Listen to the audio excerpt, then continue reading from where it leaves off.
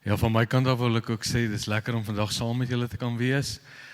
Ek wil net eerstens miskien so begin deur van die skitterste gesin af, net vir hulle almal baie dankie te sê, maar hy het sy ma's hierdie week oorlede, na 'n lang siekbed van kanker, en baie dankie vir al julle oproepe, en baie dankie vir al julle boodskappe, ons waardeer dit. Môre is al begrafnis, en ja, ons vertrou ook die Here dat hy saam met die familie die pad sal loop, en dit was so besonder hierdie week, om net by skoonma se bed te staan en te sien, jy weet, iemand wat die Here vertrou, iemand wat saam met die Here die pad geloop het, om net daar te staan en te sien hoe so een persoon van die sienlike na die onsienlike beweeg, en baie dankie van almal van julle, ons waardeer dit hoor. Nou ons is besig met 'n reeks wat ons noem Kompas. Kompas, die hele reeks gaan eintlik oor die gedagte, en sluit eintlik so aan by wat hierdie week net in ons eie lewens gebeur het. Kompas gaan eintlik oor die hele gedagte van ons almal beleef uitdagings. En jy gaan uitdagings in jou lewe beleef. En die vraag is, hoe gaan jy daardeur?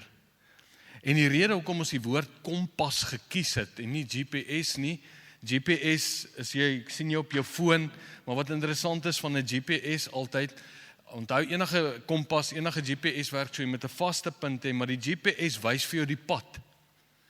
Maar ons weet dat die lewe werk nie altyd so nie. En baie keer kom jy in jou lewe en jy beleef uitdagings, en dit voel vir jou of daar nie 'n pad is nie. Jy sien nie 'n pad nie. En dis hoekom ons die woord kompas gebruik. Nou ek weet ook nog in die weermag was, en hulle het ons in die aande afgegooi, en dan moet jy ergens hier deur 'n bos, en ek kon nooit met 'n kompas werk nie. Maar daar was altyd iemand in die company wat dan gelukkig iets van dit verstaan het. Ek het nooit verstaan hoe dit. Maar ek kan altyd onthou, dan sit jy in die aande, dan draai hulle in die ronde, want hulle probeer, jy moet 'n vaste punt hê. En dan die vaste punt hê, dan begin hulle die grade te bepaal, en dan as hulle hom het, dan sê hulle, manne, kom ons loop hierdie rigting. En hier's die vraag vandag, as jy uitdagings beleef, en uitdagings gaan jy beleef, wat is jou vaste punt? Wat is die goed wat jy van weet, oortuig is? Wat is daai vaste punt? Want daai vaste punt, dan daarvandaan, dan loop ek in 'n koers in. En Paulus kom in die Bybel, en is baie interessant, en ons werk uit 1 Korintiërs en 2 Korintiërs, die twee briewe wat hy geskryf het vir die gemeente. 1 Korintiërs gaan dit goed in die gemeente, en hy spreek hulle aan oor sekere goed, maar dit gaan goed met Paulus. Maar iets het gebeur tussen 1 Korintiërs en 2 Korintiërs, want in 2 Korintiërs skryf Paulus vir ons deur die geweldige uitdagings wat hy beleef het. En ons het in die afgelope week, of laasweek het ons daarna gekyk na hierdie uitdagings wat hy beleef het. Hy sê hierdie uitdagings was so kwaai dat hy eintlik gedink het hy het aan die einde van sy lewe gekom. Hy sê met ander woorde, ek het nie gedink ek gaan dit maak nie. Hierdie uitdagings was te groot. Maar dan kom hy, dan sê hy sê, maar kom ek vertel jou van, wat is my vaste punt? Waarvan is ek oortuig?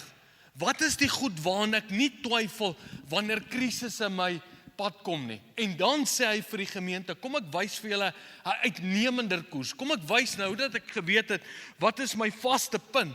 Kom ek wys vir jou die koers waarin jy moet slaan. En dis waar ons die afgelope 2 weke gepraat het. Wat is my vaste punt? Wat is die koers waarin ek loop? Nou, net die skrifgedeelte wat ons by stil gestaan het, waarvan Paulus so praat in 2 Korintiërs 1 vanaf vers 3. Kyk wat sê hy, wat is sy vaste punt? Ek herinner jou net. Geseend, of die ander vertalings praat van die gedagte van aanbid God. Geseend is die God. Nou onthou, in daai tyd was daar baie gode. So dis baie belangrik dat al hierdie gode, jy moet hierdie God wat jy aanbid, jy moet hom 'n naam gee. Geseend is die God, hoor nou wat sê hy, die Vader van ons Here Jesus Christus. Jesus Christus, die gesalfde koning, die verwagte Messias. Geseend is die God en die Vader van ons Here Jesus Christus. En nou beskryf hy hierdie Vader, hy beskryf 'n karaktertrek, hy beskryf wie hierdie Vader is. Die Vader van alle ontferminge, hy sê, en die God van alle vertroosting. En ons het laasweek stil gestaan by die woord vertroosting. Ons het gesê vertroosting beteken om in te hak. Met ander woorde, hy is die God wat omgee. Hy is die God wat met alle uitdagings van jou lewe, kom hy en hak hy by jou in. Hy kom staan by jou. Dis soos 'n bruid en 'n bruidegom, hulle hak by mekaar in. En hy sê, ek loop hierdie koers, ek loop nou hierdie paadjie, ek wys vir jou die pad, ek loop saam met jou die pad. En dis die goed waarvan Paulus oortuig was. Wys vir 'n bietjie vir ons, hy sê die Engelse vertaling sê, let us bless God, the Father of our King Jesus Christ. He is the Father of all mercy, compassion. Hy sê the God of all comfort, vertroosting. Volgende slide. Nou is die vraag vandag, hoekom gaan ek baie keer deur hierdie goed? Is daar 'n doel daaraan? Hoekom beleef ek uitdagings? Ek glo dat God is nie die een wat alle uitdagings op jou lewe bring nie. Maar uitdagings gaan jy beleef. Maar God het wel die vermoë om elke uitdaging te vat en iets goeds daarvan te maak. Nou daar staan sodat. Sodat beteken omdat. Hier sou God die goed gebruik wat met jou in jou lewe gebeur. Kyk wat sê hy daar. Hy sê hierdie God van vertroosting, hierdie God wat by jou inhaak.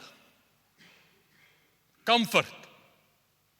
Wat ons troos in al ons verdrukking. Hy kom en troos jou, hy hak by jou in.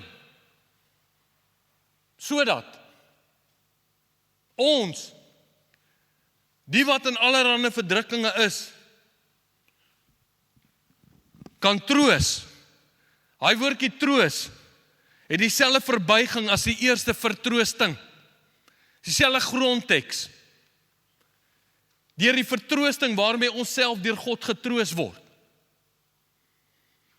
In ander woorde wat die Bybel hier kom en vir ons sê, hy sê God is die een wat in al jou moeilikheid kom hak hy by jou in. Vertroosting, inhak. Hy hak by jou in. Nou loop hy saam met jou die pad. Maar wat jy uit hierdie pad uit leer wat jy loop, is hy gee jou dan die vermoë sodat jy weer by ander mense wat selfe moeilikheid beleef, net kan inhak. Jy hak weer by hulle in. En jy sê kom, ons loop die pad. So wat sê ons? God gebruik ons as liggaam. En een van die maniere hoe ons lig en sout kan wees in hierdie wêreld, is deur mense wat deur moeilikheid gaan. En baie keer sien jy mense wat deur dieselfde moeilikheid gaan as jy, is om jou die vermoë te gee met die Heilige Gees wat in jou is, om by ander in te hak en net saam met hulle te loop. Loop net saam, hak net in. Want die kniegies raak baie keer lam. En dit raak moedeloos. Hak in, sê kom, ons help jou. As iemand hier verdrink in die see, dan kom die reddingsspanne nie en gooi vir die ou terwyl hy daar besig is om te verdrink 'n manual en sê lees die manual hoe jy moet swem nie. Wat doen ons? Die reddingsspanne spring in die see in en swem na hom toe en gee hom, hulle spring in. Dis wat die Here vir ons sê, dis hoekom hy ons hier baie keer sit in hierdie wêreld, met al sy uitdaging, ons is die lig, ons is die sout, ons spring in, ons help, ons staan by, ons hak in. Die Engels sê so mooi, He comforts us in all our trouble, so that we can then comfort people in every kind of trouble, through the comfort with which God comforts us. Toe my kinders klein was, en hulle is bang in die nag vir monsters, want hulle kyk te veel na die monsters op die TV, dan jaag hy goed hulle in die nag. Hy help het nie, ek maak die kind wakker en ek sê vir hom, hey, sit hier, laat ek nou eers vir jou 'n verduideliking gee. Monsters bestaan nie. Kom ek verduidelik vir jou, nee, dis nie wat die kind wil hoor nie. Wat doen ek? Ek loop, ek klim saam met hom in die bed, ek sit my arms om hom. Comfort. Hy weet hy's 'n groter ou as die monster. In my geval het ek saggies in my kinders Aspris gebid, want ek vertrou die Here dat hy iets sal hoor, dat eendag as hy groot is en die monsters vuis hom, dat hy sal bid en weet, God is met my, God is in my. Dis nie dan tyd vir 'n lesing nie. Dis 'n tyd vir inhak. Dieselfde manier wat God ons troos, sê hy gee hy ons nou die vermoë sodat ons ander kan troos. The Father of all mercies, the God of all comfort. Ek wil jou gou vir 'n oomblik vra, dink gou saam. Wie het jou gehelp? Wie het jou bygestaan? Toe jy deur 'n krisis in jou lewe gegaan het. Met werk, met finansies, verhoudings, depressie, angs, 'n kind, verlies. Wat het vir jou die meeste beteken? Was dit nie mense wat net gesê het, kom ek vat jou vir 'n koffie. Kom ek hak by jou in. Bring vir jou kos. Loop net saam met jou die pad. Maar interessant hierdie week, skoonpa, hy is maar bietjie alleen ou.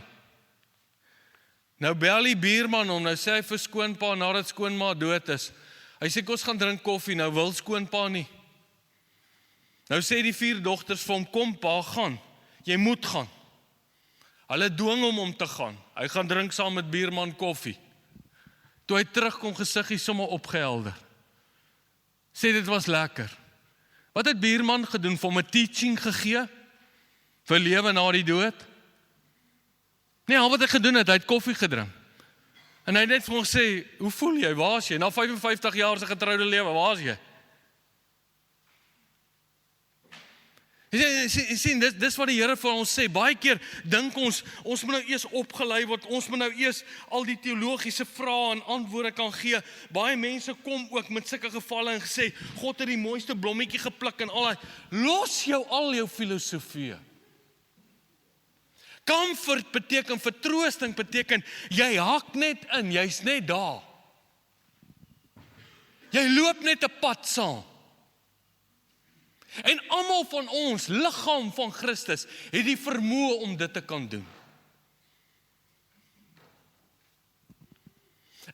Toe ek hierdie week voorberei, nou dink ek aan hierdie skrifte, nou kan ek kan nie anders as ek oor die goed praat, as om te dink aan Jakobus 1 vers 2 tot 8.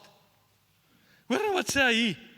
Jakobus skryf, hy praat ook oor hierdie moeilike tye waardeur ons gaan, né?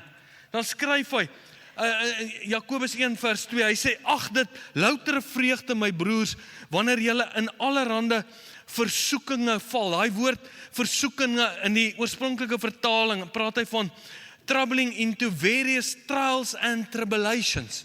Moeilike tye, donker tye in jou lewe.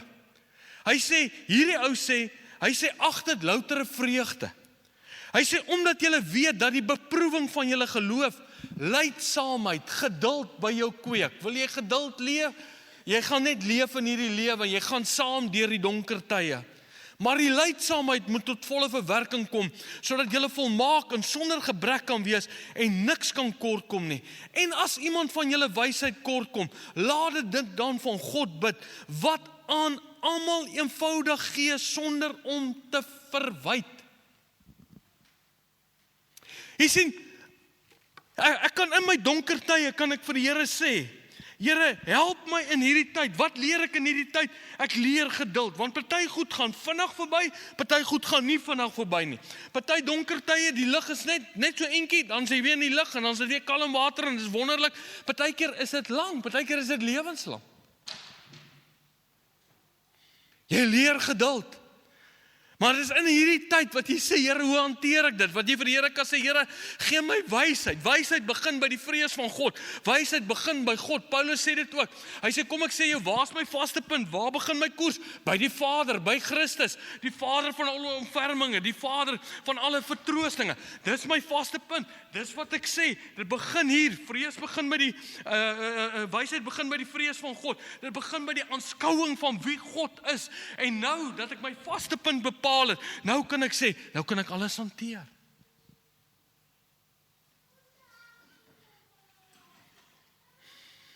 Jy weet van mense wat deur moeilike tye gaan. Wat kan jy doen? Stuur 'n WhatsApp. Bel net. Sê, kan ek jou vat vir 'n koffie? Vat 'n pannekoek. Wees net daar. Dis wat inhak beteken. Inhak beteken ek loop saam.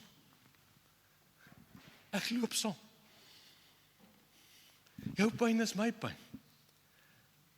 Ek voel hom. Ek gaan lê net agter die kleintjie en hou en sit net my arm om en wil net weet, is iemand. Wil nie alleen wees.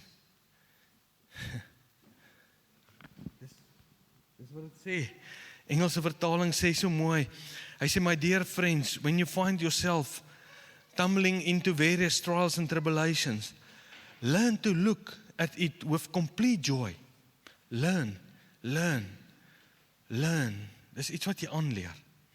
Because you know that when your faith is put to the test, what comes out is patience. Patience.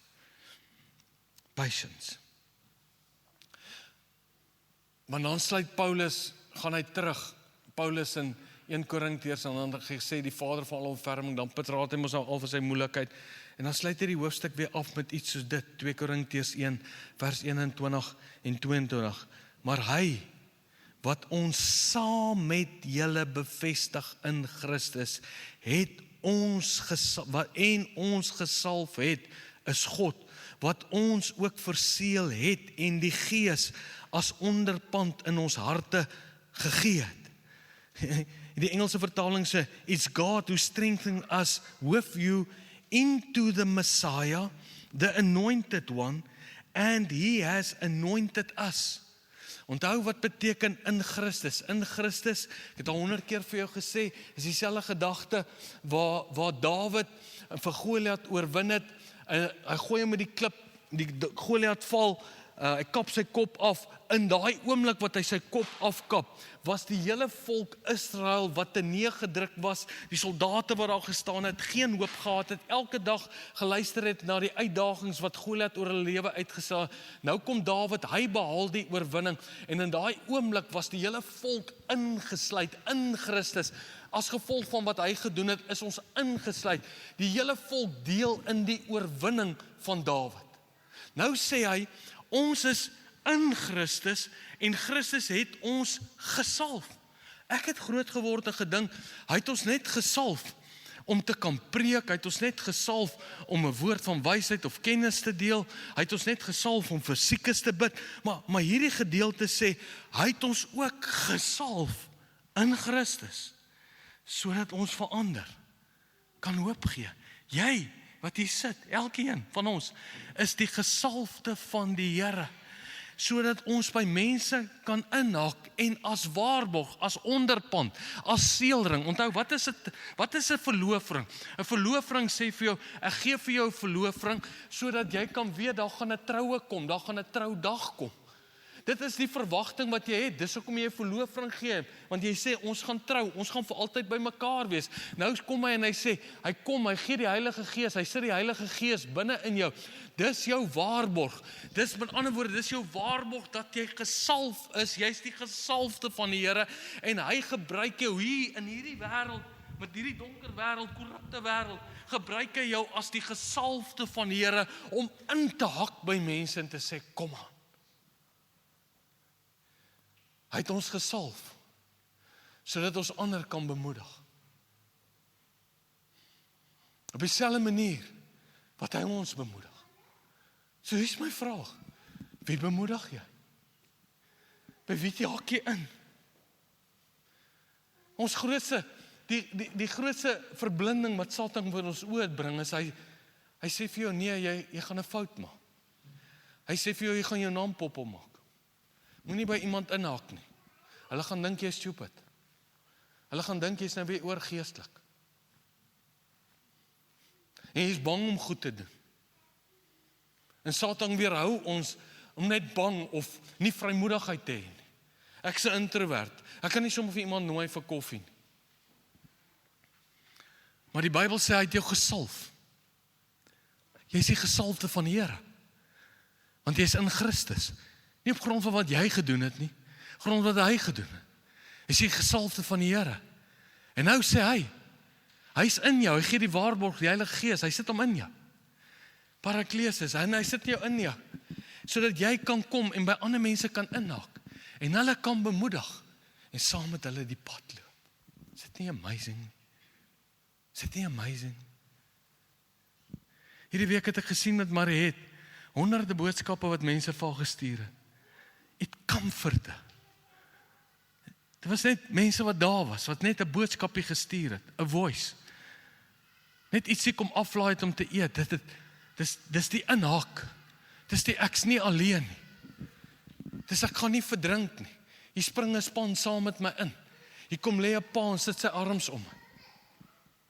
Dis wat comfort beteken. En ek wil jou vandag aanmoedig, sodat ons ander kan vertroos. Kom maak ons oë toe.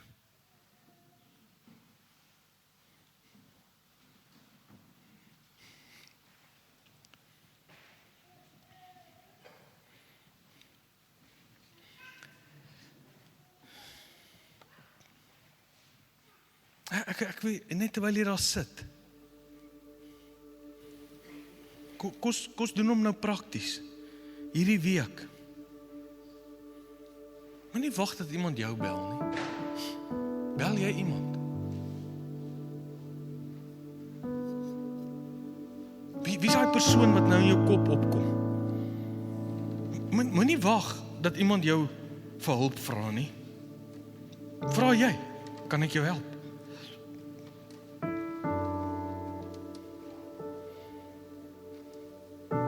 Nodig om jy uit te gaan en te sê, hey, vir iemand wat nou by jou, daai persoon wat in jou kop opkom, kan ek jou net vat vir 'n koffie? Jy hoef nie die probleem op te los nie. Jy moet net daar wees. Jy moet net teenwoordig wees.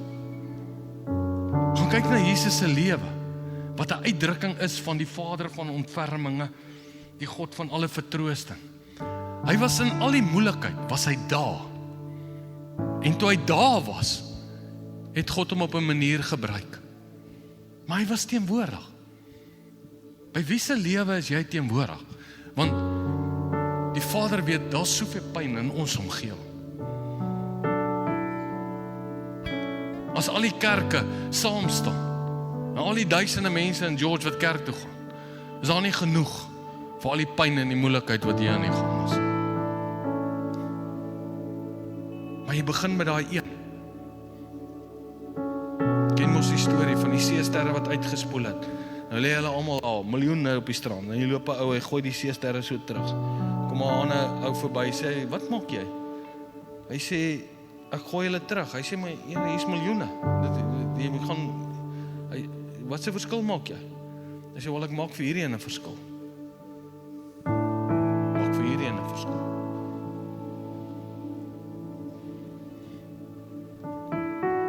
Van alle vertroosting, sodat ons die kan troos wat deur dieselfde verdrukking gaan. Hemelse Vader, ek bid vandag vir ons almal. Gebruik ons. Ons vra baie keer, gebruik ons, Here. En dan wonder ons hoe. Maar vanoggend is so 'n praktiese manier om net te kom sê, hey, as jy weet van iemand wat deur 'n krisis gaan, as jy weet van iemand wat deur moeilikheid gaan, verdrukking gaan, haak net in, wees net daar, wees teenwoordig, haak net in, vat 'n koffie, vat 'n pannekoek, Stuur 'n boodskap. Stuur 'n gebed. Whatever.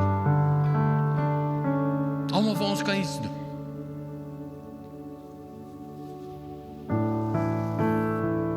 Ek bid o Heilige Gees, dankie dat U ons salf. Ons is die gesalfdes. U salf ons om dit te kan doen. U gee die waarborg, die onderpand van die Heilige Gees, dat ons dit kan doen. Ons kan die lewe van God na mense toe bring. En ek dank U daarvoor.